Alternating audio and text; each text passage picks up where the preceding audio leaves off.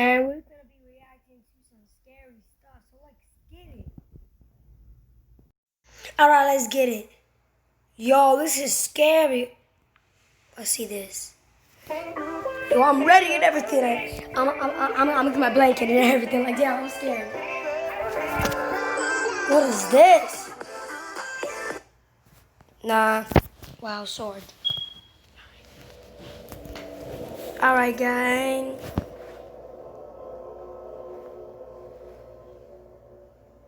This happened to me when I was working at McDonald's. My boss assigned a schedule amongst our staff. I was unfortunately Sorry, guys. I can't take this off because my top is like wrong with something, so sorry. scheduled for the night shift on Fridays.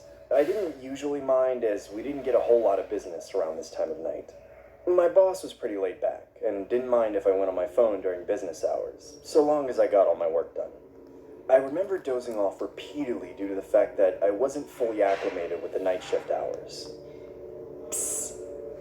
That's when I heard someone making a psst sound. The kind of sound you make when you try to draw someone's attention. I noticed a customer trying to make an order outside, so I quickly greet them with my usual, "Hi, welcome to McDonald's. May I take your order?" I then heard a man say, "One Whopper, please. Yes, I would like one Whopper, please." I couldn't tell if he was being a smartass or not, so I ended up saying, "This isn't Burger King, sir. We don't serve that here."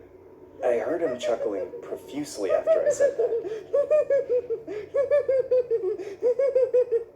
I quickly checked the security camera, only to see a clown. The clown was standing in front of the drive-thru menu without a car. It's not Halloween. Why the hell is this guy dressed up like that? I really didn't want to serve this guy, so I decided to use our company policy as a plausible excuse for him to exit the premises. "Hi, sir. Unfortunately, you need to be in a vehicle in order to purchase something here." "If you don't have a Whopper, I'll take a Baconator instead." I now could tell this guy was some random psycho harassing me. I instinctively yelled, "Get the hell out of here before I call the cops!" I cautiously stick my head out the window, only to see the clown no longer there. A couple hours later, near the end of my shift, I notify my boss and fellow employees regarding the situation. They all dismiss my accusations by saying ignorant things like, "Did you get his autograph?" Or, "It was probably some guy that thought it was Halloween." I annoyingly pretend to be amused and head home. The following Friday, it was my time to work the night shift again. What do you think is gonna happen now, guys? Comment it down below. I really dreaded working this shift, especially after what transpired that day. I tried to convince myself that it would be highly unlikely that I'd encounter that clown again. As time went on, I remember dozing off as I get startled by another psst sound. I urgently check the security camera, but don't see anyone present. At this point, I genuinely thought I was hearing things due to my subconscious mind thinking about the clown. My paranoia must have been at the peak of its height. That's when I turned my head towards the drive-thru window, only to see the clown staring dead at me. No! Make me a Big Mac. I will kill you. Trevor. My heart sank to my stomach. The clown knew my name. I immediately grabbed my cell phone to call the cops, but my hands were trembling so much that I actually wasn't capable of dialing anything. The clown started banging his head on the glass while screaming my name, Trevor, repeatedly. "Trevor, Trevor, Trevor, I am not loving it! Trevor, Trevor, Trevor, Trevor, Trevor!" I see blood dripping down from his head. No! I start shouting from the top of my lungs, "Leave me alone or I will call the cops!" The clown runs away as another car approaches the drive-thru lot. I stupidly resume work and wait for my boss to come in. Upon his arrival, I explain the entire situation to him. He then dismisses me by saying, "Don't sweat it, kid. It was probably some drunk. You can go home now." As he was talking, I noticed a cut on his forehead. I could even see blood start to drip from it. No, it can't be. "Goodbye, Trevor." No.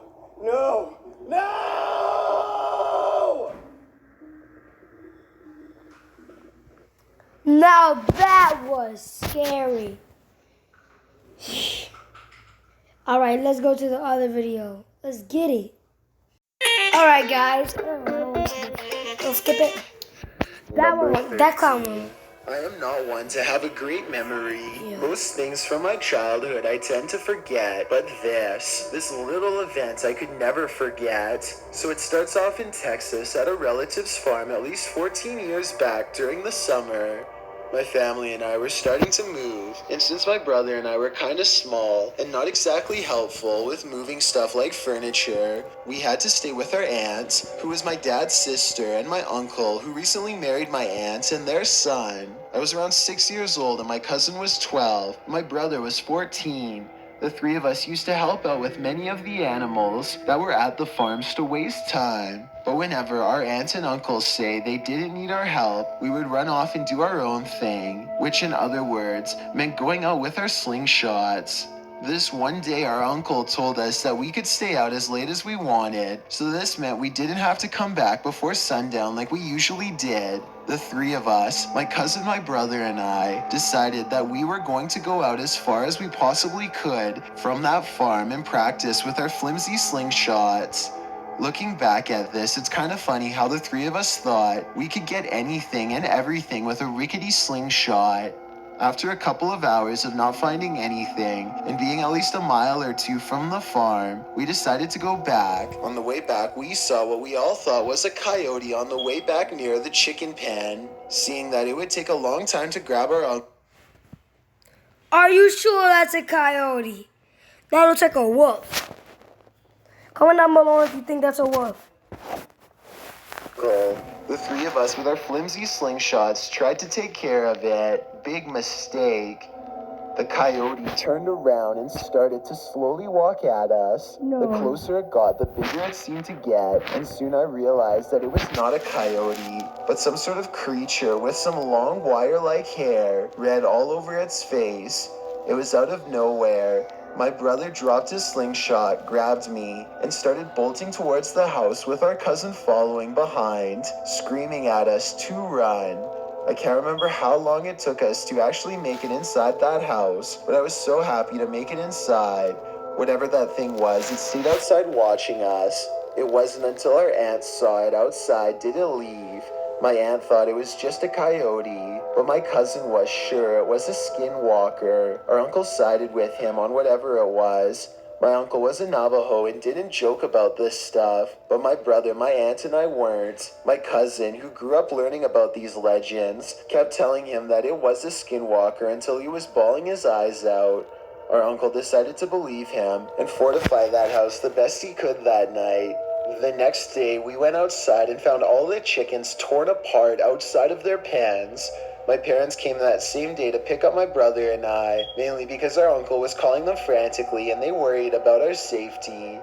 I rarely keep in touch with those relatives anymore due to my family moving all those years ago, and whenever I do, we never bring up the incident anymore, out of fear that it may have actually been a skinwalker.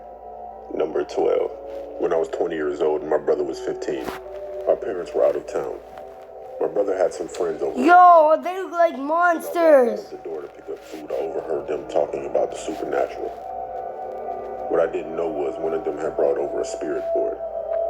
While I was gone, they decided to call on the spirit. After a few times asking for a spirit to appear to them, they got their wish. The lights in the house went out.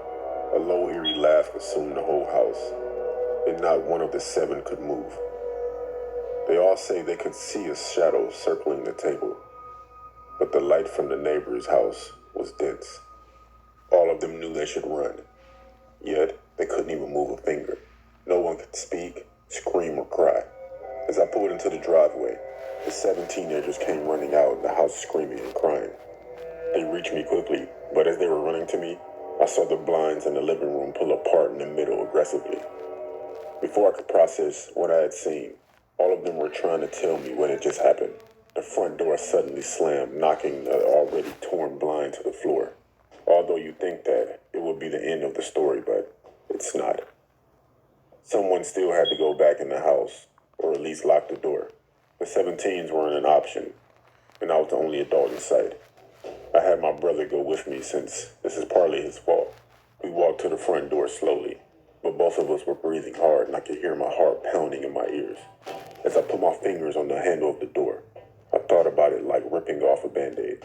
Just do it fast. I slung the door open with the one swoop.